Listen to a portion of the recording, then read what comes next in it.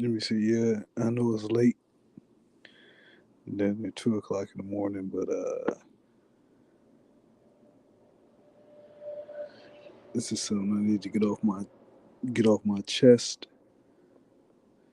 because I understand that not tomorrow, but Saturday is a a very huge fight. Hey, what's up, guys? Uh, and I feel like I'm not even gonna say I feel like I know for a fact that a lot of people are looking forward to this fight. Hopefully, it does big numbers. So support the pay per view, buy the pay per view. I'm gonna definitely support it and buy it. Pay-per-view, by the Uh, pay-per-view. keep this shit going. You know what I'm saying? But what's up, Darefo? I'm a night rider. You're a night rider from where? Pontiac, Michigan. Night rider motorcycle club. When I used to live in Detroit, I used to be big into the motorcycle clubs, but I don't. There ain't too many here in Cincinnati now, so I don't really know nothing about no motorcycle clubs here. But that's what they used to call one of the motorcycle clubs in Pontiac, Michigan. Well, you mean you're a night rider because you stay up late? But yeah, I want to talk about this fight. We got the fight, the big fight coming up this weekend. Devin Haney versus Vasil Lomachenko. Make sure y'all tune in tomorrow at 5 p.m. following the weigh-in for the return to the Chicken Talk betting show with BoxRec Gray, who's one of the guys over at BoxRec.com. He'll be giving his opinion and analysis on the fight. I know already, so it won't be no surprise that he has picked Devin Haney to win. Me, on the other hand, I picked Lomachenko to win. So we're gonna both give our reasons why. But like I said, the title of this space is that Rudy. Rudy was a great story, but he never made it to the NFL. You remember that guy Rudy, Notre Dame story, Rudy? Excuse me, but it was also largely fabricated. Who was that Notre Dame player that was talking about? He was like, "Yeah, Rudy. That story, the story Rudy was largely fabricated." Joe Montana, matter of fact, Joe Montana. Cause you remember he played for Notre Dame, but he said that shit was largely fabricated. They tried to tell the story of a guy without much talent uh, coming in and doing all this, all that. I'll be honest with you, I never even seen the goddamn movie, but I've heard about it, so I know what the movie is based on. But yeah, Joe Montana said that story is largely fabricated. But my whole point is this, and it ties into the into the fight that's coming tomorrow. That's coming tomorrow, because today is Friday. The fight that's coming tomorrow, May 5th. Uh, I'm looking at the story of Devin Haney. Excuse me. I've been watching this shit for a while too. It's a great story. It's a great inspirational story. But at the end of the day, it's college. It's not the pro level. Not only do I believe, but I know that Loma is a professional level, NFL level fighter. Uh, you talk about a guy that, with Devin Haney, a guy that started off at 17, he had to go to Mexico to fight. He had to go to Mexico to fight because he couldn't fight in the United States because he was so young. Uh,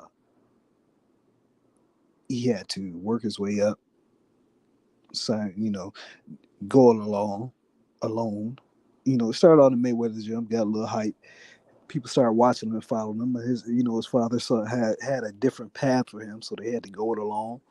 Uh, had a couple fights on Showbox, then signed with Eddie Hearn DAZN, which he was granted the WBC belt after Lomachenko and his team chose to take the franchise designation.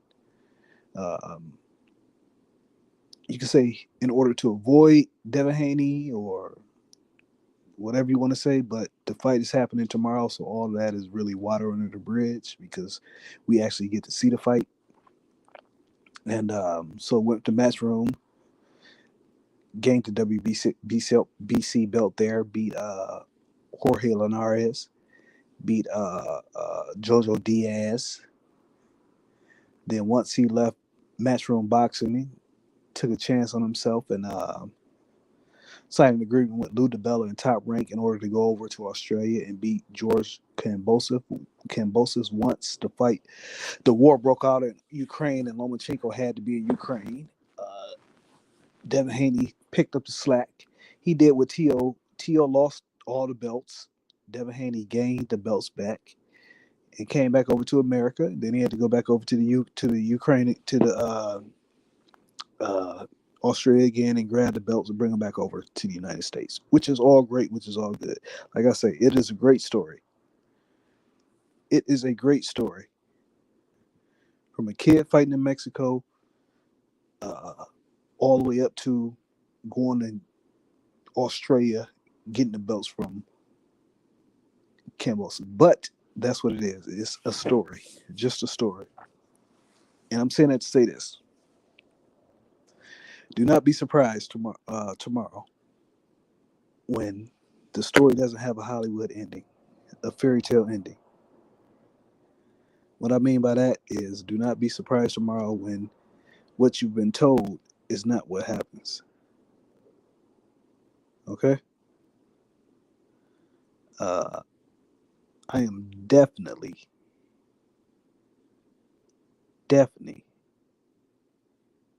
picking Vasil Lomachenko for the win. Uh, there's a skill level gap there that I don't think Haney has ever seen. Whereas I think what I know Lomachenko has seen with the T.O. fight, with the Gary Russell Jr. fight, and also with the Rigondeaux fight. Although Haney may have different dimensions, Lomachenko has seen those skill levels before. Uh, and even with the dimensions, Lomachenko has seen those dimensions before. With the Nakatani fight, uh, just going through his pro fights, he's seen taller, bigger men with longer reaches. So this is nothing new to him. Devin Haney has never seen a southpaw with this style, a southpaw with this speed, a southpaw with this footwork, a southpaw with this power. So that's one of the main reasons I'm picking Loma over Devin Haney. That's one of the main reasons because you don't just you don't just come off of Cambosis, going the distance with Cambosis 2 times Australia to beating a Vasil Lomachenko type. Uh, there's a considerable step up in skill level that Haney has never seen in his life. He wasn't an amateur long, so you can't say he's seen it in the amateur. Whereas you can say Lomachenko has seen this type of style before in the amateurs. I don't really watch amateurs like that, so I couldn't name the guy. But when you got over 400 fucking amateur fights, you don't fought a Devin Haney type. When you got over 400 fucking amateur fights, okay? But a Devin Haney has never seen a Lomachenko type. Also, their last fight, Devin Haney Cambosis beat him second time in a row, and Lomachenko Ortiz, his former sparring partner, uh, sparring partner. Now, you can say Lomachenko struggled against his former sparring partner. I didn't see it that way. When I actually went back and watched the fight, I didn't see it that way. I saw uh, a guy in Ortiz who was very active, very game, good movement, and was throwing a lot of punches, but wasn't throwing a lot of scoring punches. Uh, but the activity was enough to make it seem like it was closer than what it actually was. So that will be one key for Devin to win.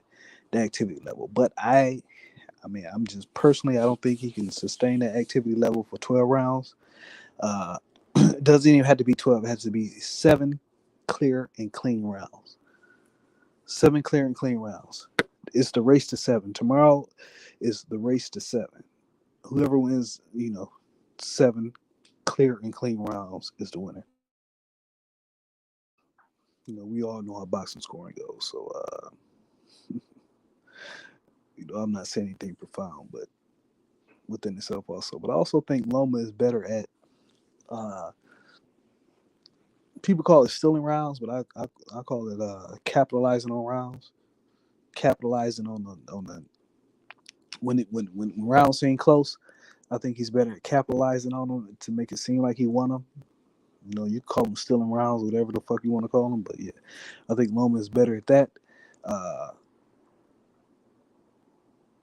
I know his footwork is better. I know that for a fact. I know um, he's more powerful. I know that for a fact. I know he's faster. I know that for a fact. I know he's more experienced. I know that for a fact. I know he's a lot smarter, and his IQ is higher. I know that for a fact. These are certain things that I know for a fact, which is have me leaning towards Devin Haney. I'm sorry, not Devin Haney. Vasil Lomachenko, and also Lomachenko's last fight. Ortiz once again is his former sparring partner. This is that who had a lot of familiarity with Lomachenko, so he knew things he could and could not do. Like I said, he started off fast. He started off fast. He gave a little good account of himself, but it also showed his comfort level in facing Loma. And Jermaine Ortiz is a big fella. I mean, he may actually be bigger than Devin, but yeah, Jermaine Ortiz is a big guy. So when I take those factors into consideration, that they put Loma there with a fast young guy, fast hands, fast feet, strong, it lets me know that they were trying to get him prepped for this fight with Devin Haney. Whereas Devin Haney ended up fighting Kambosos for the second time, beating him again, dominating him again. Okay, but personally, me, if I was a trainer, manager, promoter, whatever, and I wanted my guy to win, I would have gave him another look at a softball because Devin has only fought one softball his whole career. Say what you want to say about the Jojo Diaz fight, but you don't just go from fighting Jojo Diaz softball to fighting Lomachenko softball. Is you got to get your eyes used to seeing the punches coming from those angles. Uh, Time your punches of a guy sitting in that stance. Uh, Getting your feet, moving your feet to a guy that's in that stance. So personally, I would have had him fight another get another look at a softball. Just getting a look. He ain't got to be no killer. But, just get another look at another softball in order to get things straight before the fight. Because this thing about it, you cannot get in there and try to be making no adjustments mid punch. Well, I ain't gonna say mid punch. You can't get in there bullshit uh, against Lomachenko. One thing about Lomachenko is this: if you are in any way unsure of the punches that you are throwing, while you're throwing that punch, he will be very sure of the punch he wants to land. Uh, what's up, Larry Knuckles? I think Loma wins if he holds Haney in the early rounds to minimum wins and then dominates earlier than his last few fights for the latter rounds. Don't think there'll be a KO, but if so, Loma KOs Haney. I agree 100%. I have predicted an 11th round KO. I've just been playing around with the rounds, but I tell you one thing I know for certain and for sure, which I've already put my money on, is there will be a knockdown in this fight. That Devin Haney will be knocked down in this fight. I feel very confident about that. I don't know if Loma can finish him, but if you look at it, Loma's lightweight record, there's only Tio and Ortiz are the only two guys he hasn't knocked down. Uh, so he's knocked down more guys than he hasn't knocked down in a heavyweight in the lightweight division. So he does have power in the lightweight division, no doubt. But like I said, it's just so many. You just don't. You just don't go from a uh, Cambosis to a Loma. Loma is still a very extremely skilled fighter, despite that Ortiz fight, despite the Teo fight. Still a very skilled fighter, and if you're unsure of yourself when you're in that ring, he's going to take advantage of it because he's very sure of himself. So like certain things I see with Haney, that right hand, I just don't see it enough to really being able to deter. But you don't really have to deter Loma. You just got to throw punches.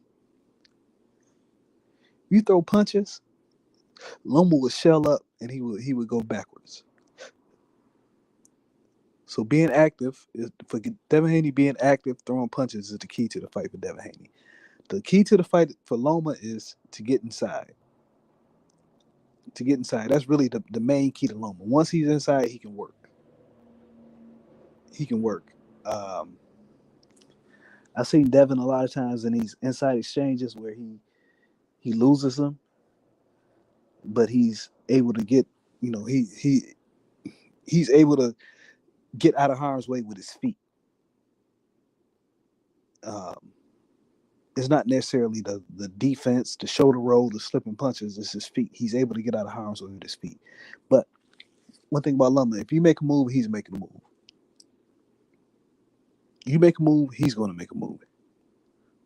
So he follows you around and he sees this opportunity, he takes it. But like I said, man, I'm just really, really extremely I'm extremely confident in a Lomachenko win tomorrow. Based on the things I've seen from both fighters, I'm extremely confident in things. And like I said, I really haven't been on YouTube a lot lately, but even my account ain't even a year old. But I've always watched a lot of YouTube videos, and I can fully understand why a lot of people are picking Devin Haney. I fully understand because his father has done a very good job of selling him to the public, an extremely well job of selling to the public. So, uh, when I get on YouTube and I see all these channels talking about Haney and this and that, I understand it is for what it is. One thing I'm gonna advise you all, is to step outside the little boxing bubble that we all have and we're all a part of, where one person says something, then another person says the same thing, then all of a sudden everybody's saying the same thing. But when you're looking at certain things for yourself, they're not aligning with what's being said. So, like I said, I would really advise you to really study, take your pick on this pick. This is one of my really, I haven't called a pick like this since last year, since Bivol over Canelo. That was my last big fight upset. And I watched fucking dozens of hours of tape. Hold on, how much is a fight? 36 minutes. So I've watched hundreds of hours of fights between these two dudes have had, and it's going to be very interesting tomorrow. Very, very interesting tomorrow. And do not be surprised at all if you see a stoppage. Uh, when I say that, I mean Loma stop at Haney. Don't be surprised at all. Um, I mean, you got to be a very dynamic fighter to beat Lomachenko. I don't think Lomachenko is as great as everybody's saying, and as all this hype he's gotten. But I do understand the level he's at, and you have to be a very special fighter to beat him. A confident, alone, this dangerous fighter. I don't think I've ever seen Devin have to come back from adversity in a fight to pull through. No, he hasn't. Larry Knuckles. The confident Loma is a dangerous Loma. I don't think I've ever seen Devin have to come back from adversity to pull in a fight to pull through. It's interesting to see if it happens. Yes, it's very interesting. But like I said, you got look. I'm just saying, I'm very confident. in my pick. The only thing I'm having questions on is should I go unanimous decision, split decision, or KO or TKO? Shit, I might do all of them. I might do all of them. Put a little taste on all of them.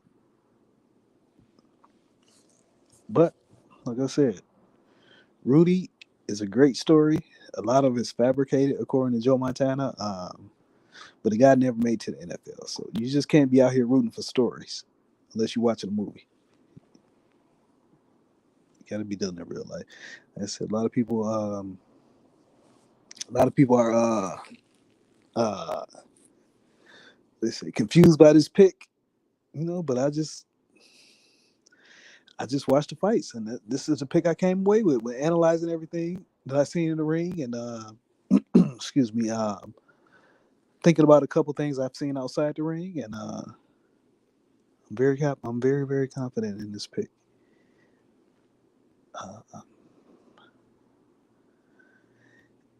maybe what's funny, because I've been saying for a couple weeks now that we may see a stoppage in this fight, and then I was watching an interview today with Jorge Linares, and he said the same thing. I seen an interview with him a couple months back where he wasn't talking like that, but I've seen an interview with him today where he said the same thing. He said if Loma gets inside, he can stop Devin. Personally, I don't think Loma is going to have a problem getting inside. Matter of fact, I know he's not going to have a problem getting inside. I know he's not. But I will guarantee you, you will see at least one. You will see at least one knockdown in this fight. But excuse me, Devin Keys to winning is activity, activity. And can you keep up that activity for 12 rounds? Like I don't want to see him. If he end up posturing with Loma, that's a bad sign because that plays right into Loma's hand. But if you're, actually throwing punches, you're able to back them up. You're able to make them reset. Uh, but if you're just looking and y'all are mirroring each other, Loma's gonna get you every time. So one thing I want to see from Devin is a lot of activity. If he is to win this fight, activity. Well, I ain't gonna say the jab. I want to see the right hand. I want to see how accurate that right hand is, and if it's able to back Loma up. Excuse me. To see if it's able to back Loma up. I want to see what he does in exchanges. Will he tie up? Will he exchange or will he tie up? Um, I don't know. It's just a lot of little things. A lot of little things, but yeah, I had to get. Look, it's 8 people in here. Say what up, though, if you in here, just to give a little shout out. But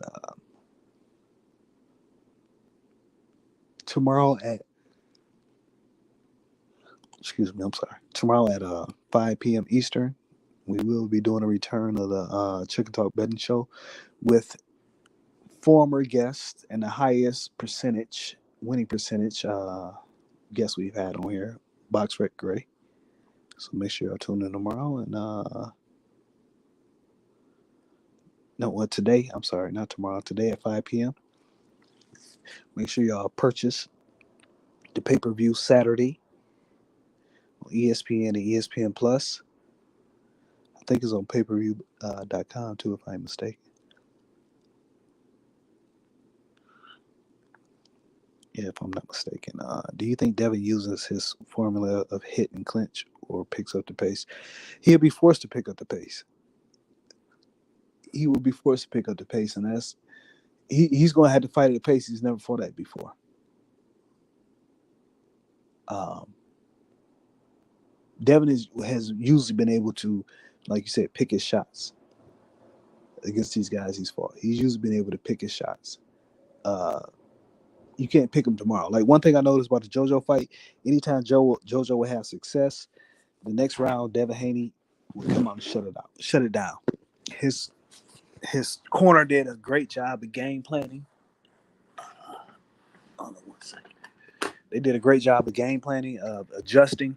The thing about Loman is you got to adjust in the ring because he's not going to give you the opportunity to go back to your corner and come out with a whole new game plan. If he gets going downhill, it gets ugly. You know, if he gets going downhill, it gets real ugly real quick. Um, Another thing about Haney is that right hand. I don't know, man. I don't know. See, this is the thing, but I don't know if I'm being. I don't know if I'm being too critical on the kid, or if I'm seeing what I actually think I'm seeing. Because I'm hearing one thing, but then when I'm hearing one thing from people, you know, kind of got respect for as far as their boxing knowledge, but what I'm seeing is not what I'm hearing. And a lot of times we really got to be honest with ourselves and say, are these people just saying what they want to believe, or are your eyes lying to you? And I don't think my eyes are lying to me. I don't think my eyes are lying to me. But yeah, he definitely has to pick up the pace. He won't be able to clinch Loma like that. That's another thing to him about Devin Haney clinch. I don't think Devin Haney is strong in the clinch. I don't know. There's a lot of things I hear about Haney I'm not seeing. Like great jab. But he's fighting a softball, so the jab will not be as pronounced against a softball as it is against an orthodox fighter. So I'm more looking forward to that straight right to the body, straight right to the head. That's what I'm more so looking forward to. And I don't know. I just didn't see that. Hold on one second.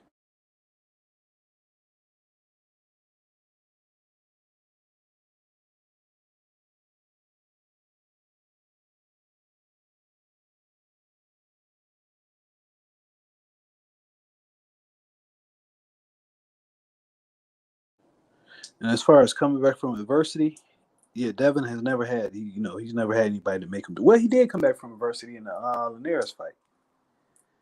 He actually did. Because Linares had him hurt at the end of that round. He came back and he ended up winning.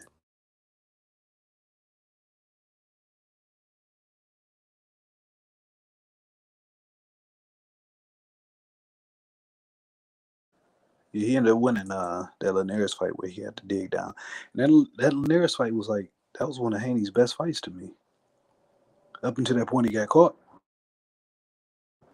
He was looking very nice. And when I look back at the fights, I, I actually expected. I would have Devin by a larger margin 4 years ago than now.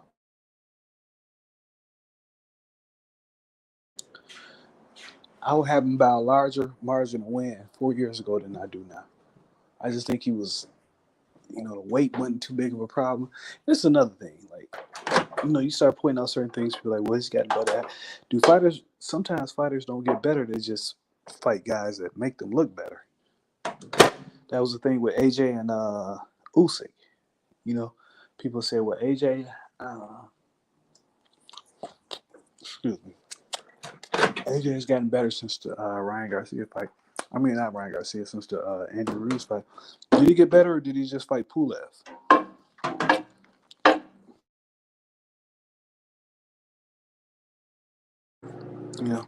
Has Haney really gotten better, or did he just fight Cambosa, the guy who I seen with my own two eyes go life and death with fucking Lee Selby, needed a last round knockdown against Mickey Bay, who was coming out of retirement, and also split decision against Tio, whose father. I don't know if a lot of y'all. I don't know if anybody was there at the small hall that night, but if you were Tio's father, who was his trainer that night, because he had gave up he's not working with the guy who trained him against his previous fights with Lomachenko, Nakatani, all them, Comey, but it was just Tio Senior. Tio Senior was drunk. He was drunk that whole fight. He was in a crowd drunk before the fight. So this is Yes, he won. I will not take away from no win because a win is a win. But the best version of you barely squeaked by the worst version of Teal. And I said Teal Sr. was in the crowd drunk, talking to the fans prior to the fight. I'm gonna have to look at that Linares fight again. Since you said that was, I do remember it getting more aggressive, but it's been wow since seeing that fight. Yeah, look at the fight. I don't even look at the. I'm just saying the Linares fight for the simple fact. I think that was the last time like Haney really looked like, yeah, this guy could be special. But when he got caught, I haven't seen him look that special. Always, as always, look at the fights against softballs and the fight against Jojo Diaz. That was the last softball, the only softball he fought. Excuse me, the only softball he fought. So, Loma, damn near every fight he's fighting against an orthodox fighter. Like I said, I would have had him instead of the second Kambosos fight. I would have had him take another look at a softball in the fight. I don't care who it is, just go in there somebody he could beat him, but just you want to get those looks. You want to have that look, and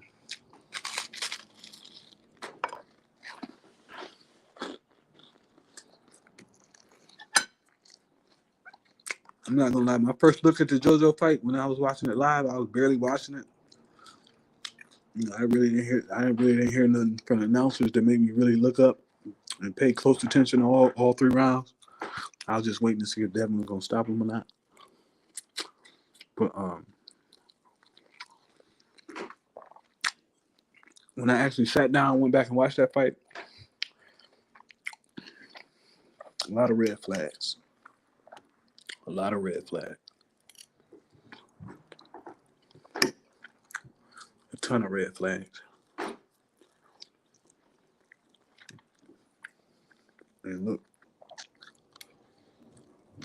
I know we all talking about how Loma is overhyped. Yes, I believe he's overhyped. I don't believe he's the next Muhammad Ali or the greatest fighter of this generation. I think he's a damn good fighter. But I also think there's certain styles that give him trouble. It's that aggressive style, that active style. And I don't think that's Haney's style. Haney's style is to try to outbox you. 1, 2. Try to outbox you. And that's a bad game plan against Loma. That plays right into Loma's hand. Where you see Teal came out aggressive, trying to knock him out.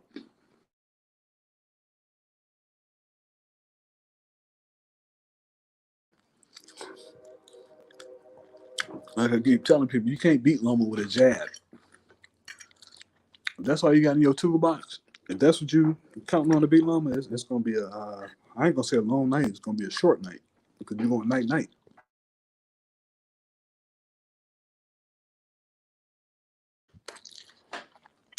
You got to be real dynamic, you got to be real aggressive. Aggressive with some power and some speed behind it.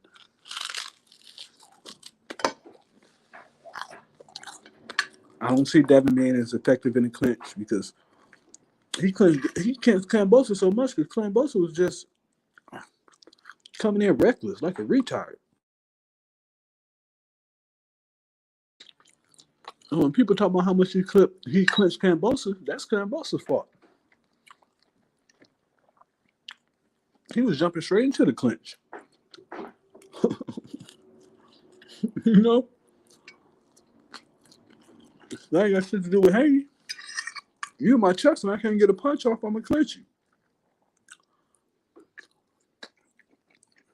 Because Kambosos was just jumping in. He was trying to change stances, going from orthodox to southpaw. He didn't know what to do. He didn't know what the hell to do. So he just started coming in with reckless abandon, and Haney's like, stop. Hold up. And grabbed him. Shit. People talking about the two biggest misses of this fight is Devin is going to jab and grab, and Loma is going to start slow. Yes, Loma started slow against Tito, but that's about it. I can't think of any other fights where he started slow. I can't think of any other fights where Devin Haney jabbed and grabbed like that. I think it's going to be a lot of clean work in this fight.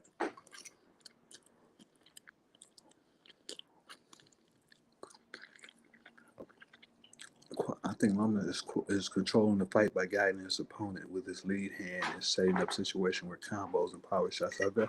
I agree. Establishing lead hand dominance, which, like I said, if you go back and watch the JoJo fight, Haney was losing lead hand dominance.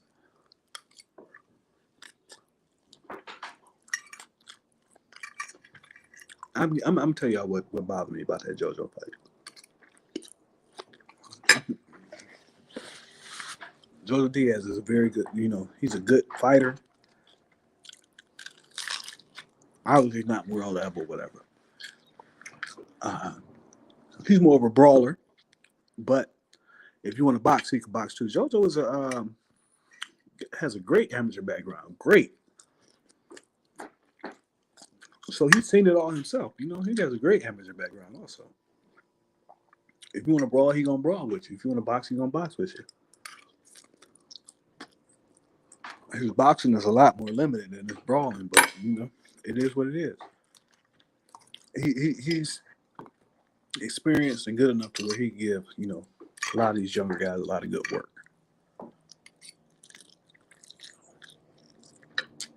He can show them something they ain't never seen before. He may not be, he ain't really the best at pulling it off, but JoJo, one of them fighters, he done seen it all. He done been through it all. He done shit. Fucking what? Gary Russell, Tevin Farmer, Devin Haney. I mean, if you really look at JoJo's resume, he's fought a lot of very good guys. So he's seen it all. So ain't nothing that the guy really out here doing that he hasn't seen before. He boxed. Excuse me. He boxed pretty decent against Devin Haney. He lost, but I thought 8-4, 7-5 is a fair scorecard. He did a couple tricky things in there. How he was able to get Haney's timing down. How he was able to get past that jab.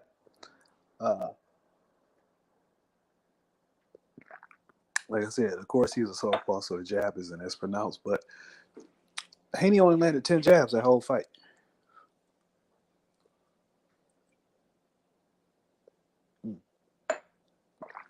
Excuse me. Haney only landed 10 jabs. And in round 5, 9, 10, 11, and 12, Haney didn't land not one single jab in 5 out of the 12 rounds. Hold up, 5, 9, 10, 11, 12. Yeah.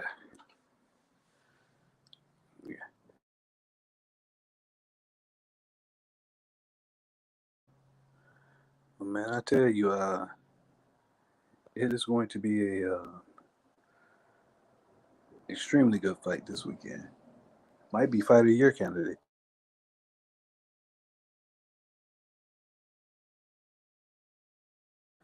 Very well could be fight of the year candidate. I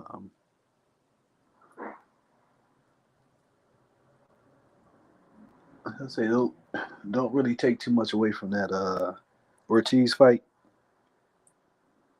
I went back and watched it, and I was like, okay, Ortiz was, he showed some good legs. Showed himself to be game. He wasn't in there to get embarrassed, but he was getting pieced up. He was getting pieced up with them counters, and he was, Loma's making him miss a lot, and he was getting pieced up with them counters. So, excuse me, I don't be understanding what you're talking about with the Ortiz fight. The Ortiz fight. Okay, well, I feel like you didn't. If you thought that was a hard fight for Loma, I feel like you didn't watch it.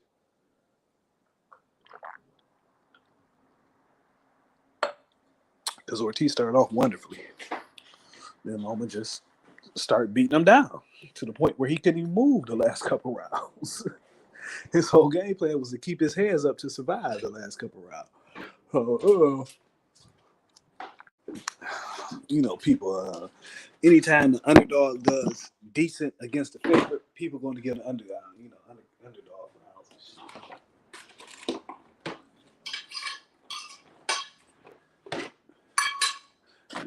That's how these motherfuckers think.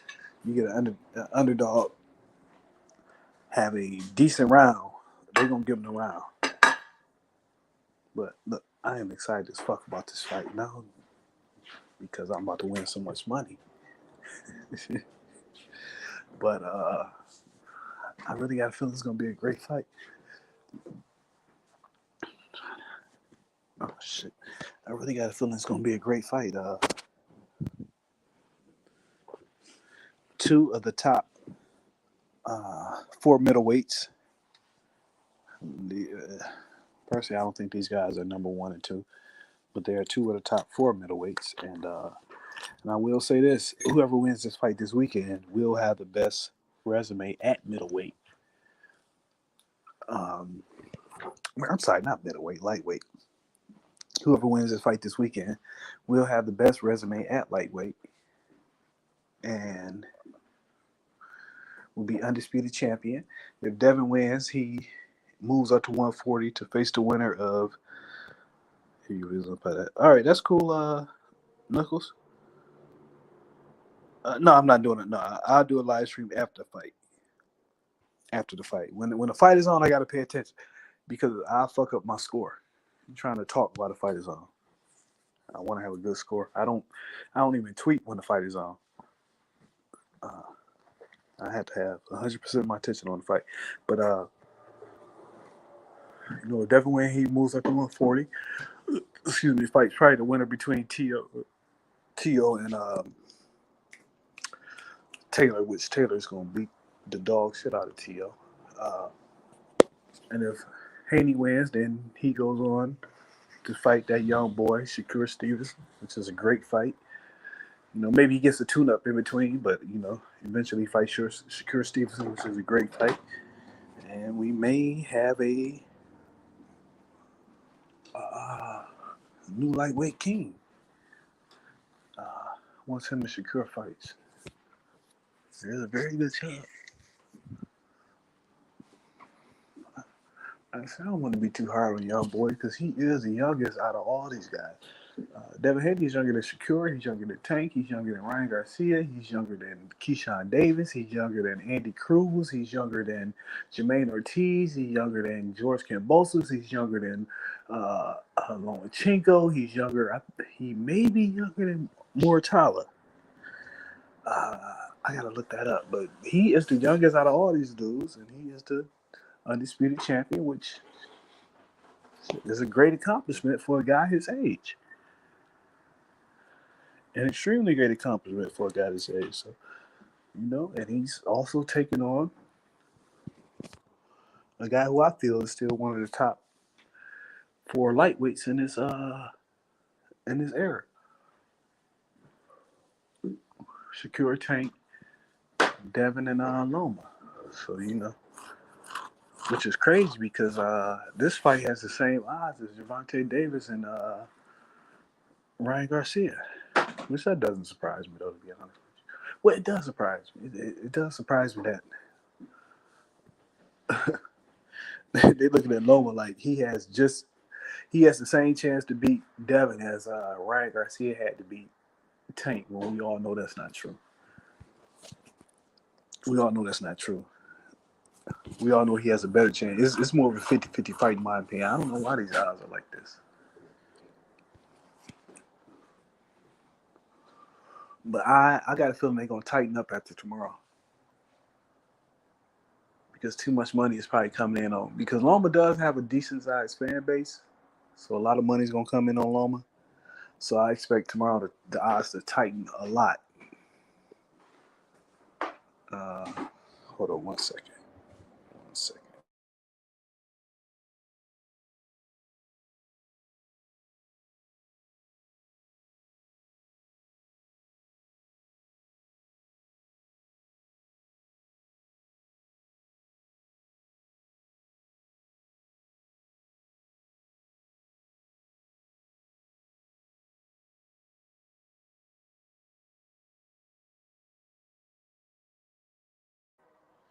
All right, yeah, my bad. But yeah, by fight night, I expect these odds to be damn near 50-50. I shouldn't say damn near 50-50. But yeah, by fight night, I expect these odds to be like Loma probably plus 150, plus 125 by fight night.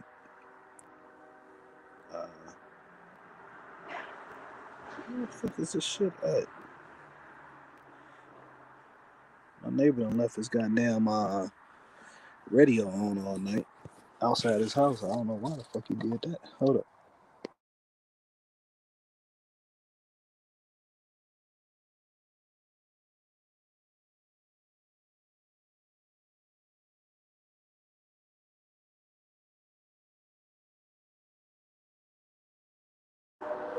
Yeah. My neighbor done left his motherfucking radio on all night. I don't know why the fuck he did that. Hold up.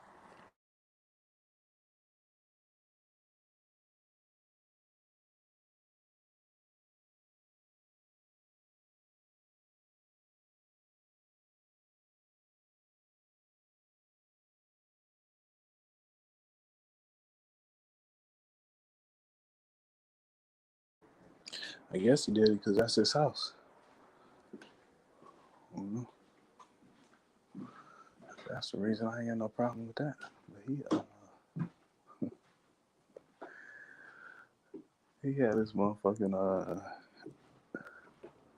he be having his radio on all night and shit in his backyard. And I know this motherfucker got to be up at motherfucking 5 o'clock in the morning to go to work. You know, you gotta look out for your neighbors, just in case somebody try to rob you. They have broken into his backyard a couple times and taken his tools. You know, man, who all in here? I got 8 people, motherfucking watching. There's only 2 people talking. That's Derek and Larry Knuckles. Who all is? Damn. Put a period. Make sure I ain't talking to myself, and this ain't no YouTube glitch where there's 8 people in here and I'm actually talking to myself. I'll tell y'all the story. What happened today? Anybody in the dogs? What happened with this Kanye Corso across the street from my house?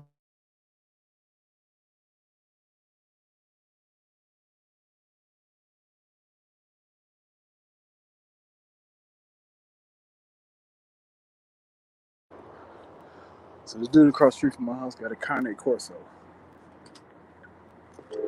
Big motherfucker too. And another dog was coming down the street, and he had his Kanye Corso tied up to his porch, to the little awning on the porch. The other dog came down the street, and that motherfucking Kanye Corso tore that whole awning off and got at that dog.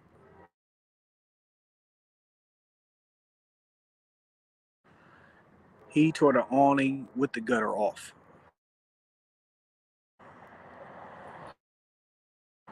The other dog was a husky.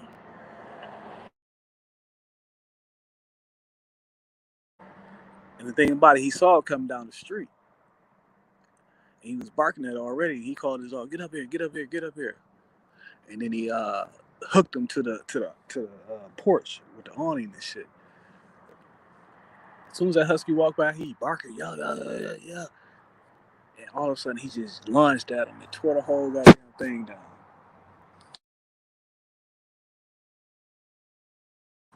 I got the video up. Matter of fact, I might turn this channel to a video of. I'm gonna start another channel just showing the bullshit that go on in my neighborhood.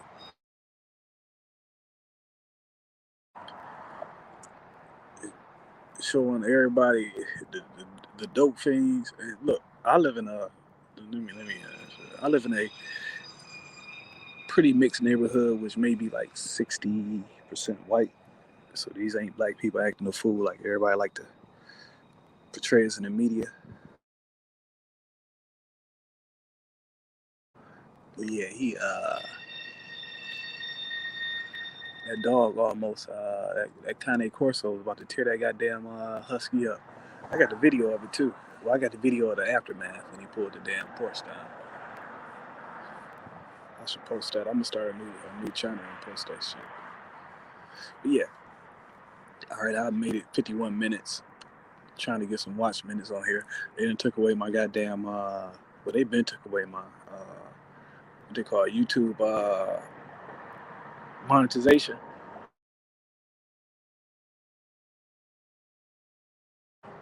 They been took away my monetization. So I just got to be on here talking for free. That's why I really ain't been doing no interviews. But I got some interviews coming up. Hopefully, if they announce this Earl Spence fight. Matter of fact, I'll tell y'all exactly what I know about this Earl Spence fight. But I don't know if I'm talking to myself or not. I gotta have somebody post a hi or a period or something before I tell y'all what the fuck I know. I ain't about to break this news and just have it go out into the abyss.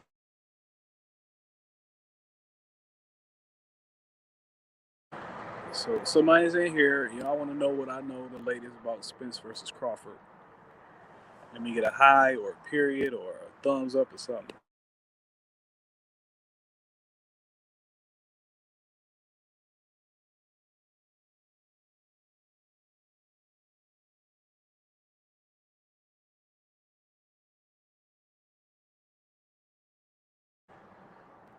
All right. I'm gonna give y'all 2 minutes. Well, 1 minute.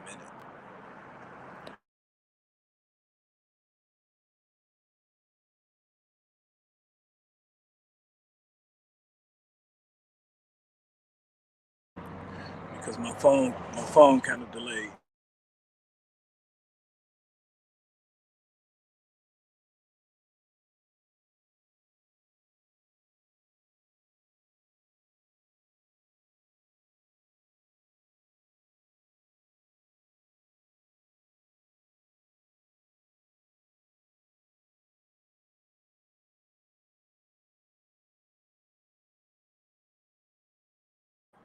What up, Jay? All right, since you said something, I'll tell you what I heard last I heard about this shit. This Earl Spence versus Terrence Crawford. This is what I heard last Thursday before the Raleigh fight. Uh, yeah, last Thursday before the Raleigh fight. And this is from somebody that's, pretty in close with the Crawford camp. They said that. This was last Thursday now. They said Crawford is in Vegas, which we found out Saturday he was in Vegas because we saw him on the Showtime broadcast. And he's starting camp Wednesday, which would be yesterday. Well, 2 days ago now. For a fight to take place July 29th. Now, this is what they say. And one of the things so far has come true, which is he was in Vegas. And I haven't looked at his Instagram, so I don't know if he's in camp or not. They said this is according to the schedule that they saw for Terrence Crawford next couple of weeks, which is Vegas. Uh, while he's in Vegas, he was supposedly cutting some promos for the fight. Supposedly, and from Vegas to Omaha, then to Colorado Springs. Supposedly for a fight July 29th. Supposedly, I don't know. Like I said, they ain't announced this shit. July 29th is what, 10 weeks out? So it's enough time to do a press conference and promote if they announce it next week. But also, Earl, we seen Earl Spence at camp, but Earl Spence is going with or without Crawford. He's not going to wait around no more. He's going with or without.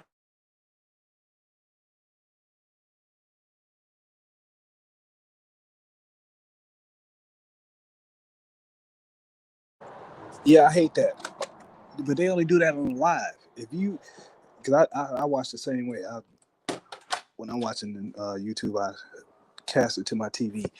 And if it's a live, you can't comment. But if it's a video, you can comment while you casting it to your TV. But I hate how you can't comment on a live while you're casting it to your TV. I hate that shit. That's the same way I watch it too. Uh, yeah, I do that shit the same way. But that's really about all I've heard. So I guess that's positive news. But once again, I've heard this motherfucking fight is happening so many times. I don't know what to believe. I have no idea what to believe. Uh, but hopefully it happens so we can get this shit out the way. I just wanted to happen so we could all move on. Be like, yeah, that was a great fight. We got that out the way, and now we can move on. Like I want AJ versus Usyk to happen so we can move on. I want Wilder versus I'm sorry, not AJ versus Usyk. Usyk versus Fury to happen so we can move on. Wilder versus AJ to happen so we can move on. It's just certain fights they have to be made in order for the boxing world to move on. But really, I'm really into these young guys because these young guys seem to be putting that work to fight. Uh, that's really about it.